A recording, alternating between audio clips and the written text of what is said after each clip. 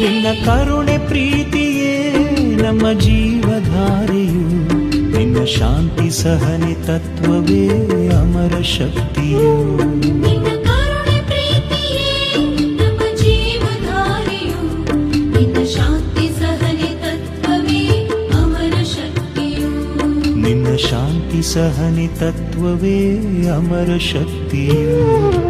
ಭೂಮಿ ತಾಯಿಯೇ ನಿನಗೆ ವಂದನೆ, ಕೋಟಿ ಕೋಟಿ ಜೀವಗಣದ ಕೋಟಿ ವಂದನೆ, ಕೋಟಿ ಕೋಟಿ ಜೀವಗಣದ ಕೋಟಿ ವಂದನೆ.